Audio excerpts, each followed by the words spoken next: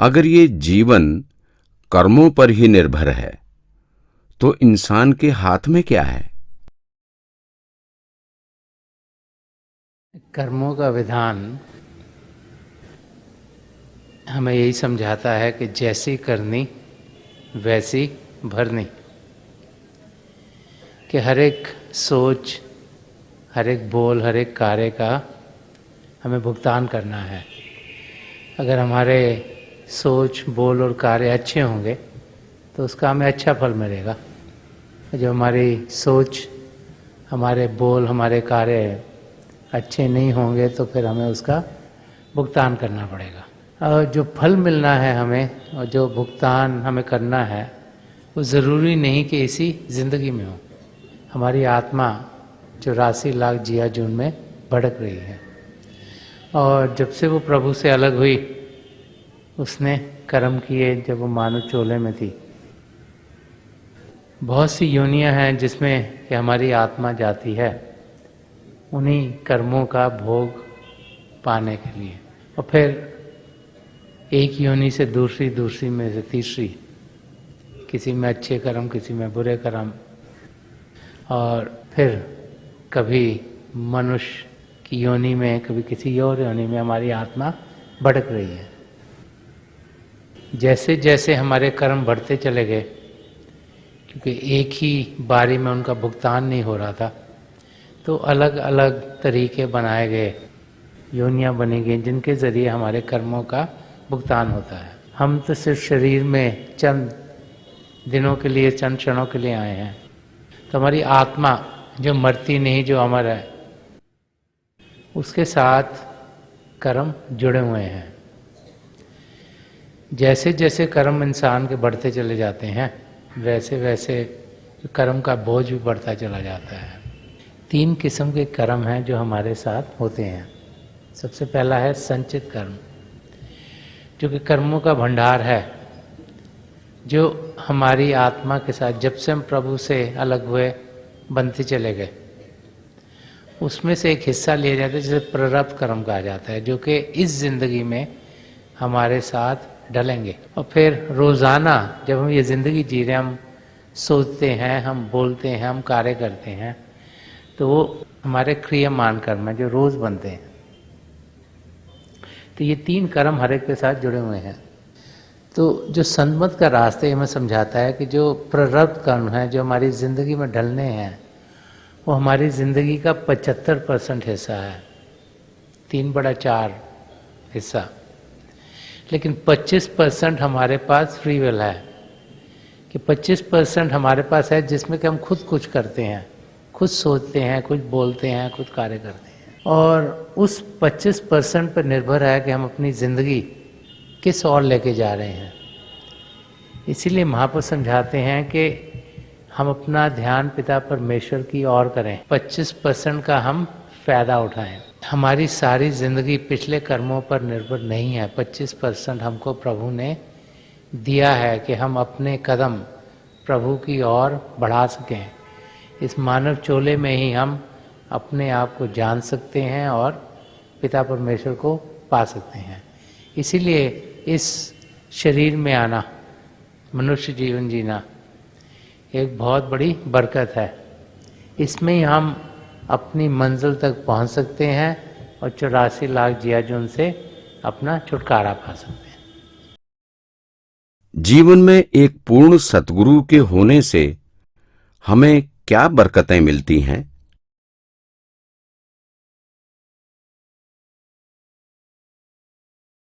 जब हम इस धरती पर आते हैं तो अपने साथ कर्म लेके आते हैं। 3 किस्म के कर्म हमारे साथ जुड़े हुए हैं। प्रारब्ध कर्म जो कि इस ज़िंदगी में हमने झेलने हैं, संचित काम जो कि जितने भी पुराने हमारे कर्म थे उनका संग्रह है, और फिर जब हम जीते हैं तो हर रोज़ हम सोचते हैं, बोलते हैं, कार्य करते हैं, तो उससे कर्म बनते हैं, जिन्हें क्रियामान कर्म कहा जाता है। जब हम खुशकिस्मत होते हैं तो किसी पूर्ण महापुरुष के चरण कमलों में पहुंचते हैं, वो हमें नाम की देन देते हैं, तो हमारे संचित कर्मों का नाश सभी कर देते हैं। प्रारब्ध कर्मों में हमें मदद करते हैं और हमें समझाते हैं कि क्रियामान कर्म हमारे कैसे रोज़ाना कटें। तो वो भाई बहन जो वहाँ तक नहीं पहुँच पाते, उनके कर्म उनके साथ जुड़े रहते हैं। एक तो उनका संचित कर्म का जो भार है वो साथ में रहता है। प्रारब्ध कर्म तो उनके भी ज़िंदगी में झेले जाएंगे, उनको ज़रा मुश्किलें ज़्यादा होती हैं, में आसानी होती नहीं। लेकिन जो वो क्रियमान करते हैं, रोज़ाना सोचते हैं, बोलते हैं, कार्य करते हैं, वो फिर और बढ़ जाते हैं, ताकि ज़िंदगी के अंत पर वो फिर और संचित कर्मों में जोड़ दिए जाते हैं और वो लोड और भी बड़ा होता चला जाता है। तो ऐसे भाई बहन 84 लाख जिया जो उनके चक्कर में अटके रहते हैं, और उन्हें फिर किसी न किसी योनि में और जाना पड़ता है। और फिर जब भी प्रभु की उन पर दया में होगी, तभी फिर एक नया मानव जीवन दोबारा से मिले उन्हें, ताकि उन्हें कोई चांस लगे अपने सब कर्मों का नाश करने का। हम अपनी जिंदगी में शांत व स्थिर कैसे रह सकते हैं? शांति और स्थिरता पाने के लिए हमें अंदर से शांत होना ज़रूरी है। अगर हमारे अंदर हलचल होती रही और हमारे अंदर ऐसे ख्यालात उठते रहे कि हमने ये भी करना है, हमने वो भी करना है, ये भी ज़रूरी है, वो भी ज़रूरी है, वो भी ज़रूरी है, तो फिर हम कभी शांत हो नहीं पाएंगे। तो इंसान को जहाँ भी जिस भी मोड़ पर ज़िंदगी के वो है, ये सोचना है कि मैंने करना क्या है। क्या मैं इस बहाव में जाता रहूँगा जिसमें बाकी सब जा रहे हैं? और अगर उसी बहाव में जाता रहूँगा तो फिर तो जैसे सारी दुनिया करे वैसे ही करते रहेंगे कि इसका भी ज्ञान चाहिए, उसका भी ज्ञान चाहिए, उसको भी मिलना है, वहाँ भी जाना है, सैरें भी करनी है, दुनिया भी देखनी है, तो फिर हम कभी भी स्थिर हो नहीं पाएंगे। हमें अंदर से शांत होना है, तभी बाहर हमारी ज़िंदगी में शांति और स्थिरता हमारी आनी शुरू होगी। और अंदर से शांत होने के लिए हमें अभ्यास करना है। अंदर की दुनिया शांति की दुनिया है। जब अंदर की दुनिया में बढ़ते हैं तो हम शांति से भरपूर होते हैं। वो शांति फिर बाहर की दुनिया में भी आनी शुरू होती है। तो अगर हमने शांत होना, स्थिर होना, तो ज़रूरी है कि हम अभ्यास करें, बाकायदगी से करें, रोज़ाना करें। तो हम देखेंगे कि हमारी ज़िंदगी शांति से गुजरेगी। जिससे हम बातचीत करते हैं शांति से करते हैं, कोई जल्दी नहीं। बहुत से लोग तो जल्दबाजी में बहुत कुछ करते हैं, जब भी जल्दबाजी में करते हैं गड़बड़। अगर आप देखें कि एक्सीडेंट होते हैं, चाहे बाहर हों चाहे घर में हों, ज़्यादा इसलिए होता है क्योंकि हम जल्दी में होते हैं। जल्दी में होते हैं तो बूट सही से नहीं पहना, पैर फिसल गया। जल्दी में जाना है कहीं पर तो हम देखा नहीं तो सीढ़ियों से गिर गए। तो इंसान जब शांति से चीज़ें करता है तो चीज़ें ठीक ठाक होती हैं। और जब हम जल्दबाजी में होते हैं, क्योंकि हमें लगता है वो ये भी करना जरूरी है, ये भी करना है, ये भी टाइम से करना है, ये नहीं करेंगे तो पता नहीं क्या मुसीबत पड़ेगी, तो उस मोड में से हमें निकलना है। हमें जानना है कि दुनिया कहीं जा नहीं रही, सब कुछ है, सब कुछ हो जाएगा। अगर 10-15 मिनट लेट हो गए, कोई चीज़ हो गई, तो कोई अंत नहीं आ रहा दुनिया का। हम आराम से करें चीज़ें, शांतिपूर्वक करें, सब चीज़ें फिर सही होंगी। और उसके लिए हमें अंदर से एक बदलाव आना जरूरी है। अगर हम मन के दायरे पर ही चलते रहे तो मन तो यही कहेगा ये भी करो जी, वो भी करो, ये भी करना जरूरी है, वो भी करना जरूरी है। हमें मन के दायरे से हटके आत्मा के दायरे में पहुंचना है, और आत्मा के दायरे में पहुंचने के लिए हम अभ्यास करते हैं। हमें जानना है कि जो आत्मा के लिए ठीक है वो करें, जो शरीर के लिए ठीक है वो अपने आप होगा। क्योंकि जो हमारी आत्मिक स्थिति है, जब आत्मिक स्थिति सही होगी तो हमारी मानसिक स्थिति सही होगी, जब मानसिक स्थिति सही होगी तो शारीरिक स्थिति सही होगी। तो हमें अपनी आत्मा को शांत करना है, उसको उभार देना है, उसको ताकत देनी है, उसको शब्द के साथ जोड़ना है, तभी हम भजन अभ्यास करते हैं। जब ऐसा करेंगे तो हमारी जिंदगी में शांति और स्थिरता जरूर आएगी। अपने धर्म में रहते हुए हम पिता परमेश्वर को कैसे पा सकते हैं?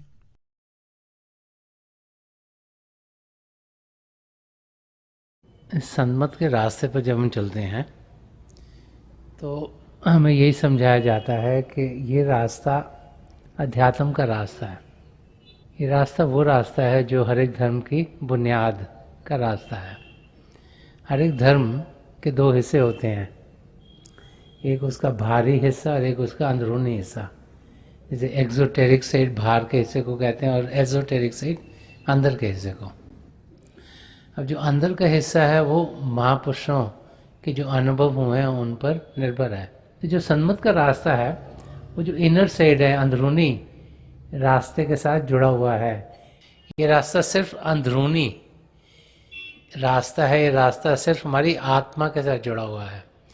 और ये रास्ता हमें समझाता है कि हमने अपने आप का अनुभव करना है, वो तब होगा जब अंदर की ज़िंदगी में कदम बढ़ाएंगे। तो संतमत के रास्ते पर जब हम चलते हैं, जब हमें नाम की देन मिलती है, हमें यही समझाया जाता है कि हमें भारी रूप से बदलने की ज़रूरत नहीं। जिस सोसाइटीज़ में हम रहते हैं, जिस दिन धर्म में रहते हैं, जिस दिन कल्चर्स में रहते हैं, उनमें रहते हुए हम अपना समय भजन अभ्यास के लिए निकालें, अपने आप को एक सच्चा इंसान बनाएं, अपनी ज़िंदगी में सद्गुणों को ढालें ताकि हम अपनी मंजिल तक बढ़ सकें। इसीलिए बार बार समझाया जाता है कि हम बाहर की दुनिया जिसमें हम जी रहे हैं, जिस धर्म में हैं, उसमें रहते हुए पिता परमेश्वर को पा सकते हैं। क्या हम किसी नए व्यक्ति को केवल भजन अभ्यास की तकनीक के बारे में बता सकते हैं? हम किसी को भी भजन अभ्यास की टेक्निक के बारे में बता सकते हैं। हमें उन्हें यही समझाना है कि पिता परमेश्वर उनके भीतर है, जो प्रभु के दो जाति रूप हैं, ज्योति और श्रुति, उसका हम अनुभव कर पाते हैं अगर हम शरीर को शांत करेंगे और मन को शांत करेंगे। और उन्हें यही समझाना है कि वो जब भी अभ्यास में बैठें, जो भी तरीका अभ्यास का है वो उनको समझा सकते हैं। उनको बताना है कि वो पिता परमेश्वर के किसी भी जाति नाम का जाप कर सकते हैं, क्योंकि मन को शांत करना है, मन को प्रभु की ओर लगाना है। तो जब वो लगाएंगे तो प्रभु की दया मेहर होगी, तो उनकी भी अनुभव ऐसे होंगे जो उनको रूहानी रास्ते के ऊपर लेके जाएंगे। तो ऐसा संगीत है जिसको नाम की देन मिली है, अगर आप अभ्यास का तरीका किसको बताना चाहते हो तो उसमें कोई दिक्कत नहीं है। और ये है कि जो 5 नामों को जाप में दिया जाता है, जब नाम की देन मिलती है तो उनके पीछे हमारे सद्गुरु की तवज्जो होती है, वो हमारे लिए काम करते हैं। तो जो नाम है ये हमने किसी को नहीं बताने, ये हमारे लिए दिए गए हैं, क्योंकि किसी और को बताएंगे तो उनके पीछे वो ताकत नहीं होगी और उनके लिए काम नहीं करेंगे और हमारा अभ्यास भी शायद ठीक ना रहे। जो सिमरन है, जो 5 नाम दिए जाते हैं, ये हमने अपने आप तक रखने हैं, लेकिन जो तरीका है अभ्यास का हम औरों को बता सकते हैं ताकि उन्हें भी शांति मिले, सुकून मिले, कुछ ध्यान उनका भी असलियत की ओर जाए। क्योंकि अगर कोई बैठेगा, उसको कुछ अनुभव होगा तो उसकी रुचि बढ़ेगी प्रभु को जानने की। तो जो मेडिटेशन का तरीका है, अभ्यास का तरीका है, वो हम औरों को बता सकते हैं। स्पेशली जो ज्योति के साथ कनेक्ट करना है, वो वाला तरीका हम औरों को बता सकते हैं। तो थोड़ी देर के लिए आप सब अभ्यास के लिए बैठ जाइएगा। आप जहाँ भी बैठे आराम से बैठिएगा। देखिए आपका शरीर का हिस्सा किसी और को ना लगे, नहीं तो अगर वो हिलेंगे तो आप भी डिस्टर्ब होंगे। अपनी आंखें बंद कर लीजिएगा। जो आईबॉल्स आँखों को डेलें सीधे सामने फोकस हो, जैसे 8-10 इंच आपके सामने फोकस है। आंखें बंद करते ही वो भाई बहन जिन्हें नाम की देन मिली है आप सिमरन कीजिएगा। और जो भाई बहन यहाँ नए हैं, आप पिता परमेश्वर के किसी भी जाति नाम का जाप कीजिएगा। जाप मन ही मन करना है, ऊंचा नहीं दोहराना। आपके सामने रोशनी के चिन्ह खुलने शुरू होंगे। जो जो नज़ारे आपको दिखते हैं आप बड़े प्यार से देखिएगा। मेरी पिता परमेश्वर चरण कमलों में, और जो पिछली संची के महापुरुष में हजूर बाबा सावन सिंह जी महाराज, परम संत कृपाल सिंह जी महाराज और दयाल पुरुष संदर्शन सिंह जी महाराज, ये चरण कमलों में यही प्रार्थना है कि जो जो हम सबके लिए बेहतर हो, ये महापुरुष हमें दें, हमें सबके साथ जोड़ें और हमारे भीतर प्रभु की ज्योत के हमें दर्शन करवाएं। थोड़ी देर में मैं आपको इस बैठक से उठाऊंगा और मेरी शुभकामनाएं आप सबके साथ हैं।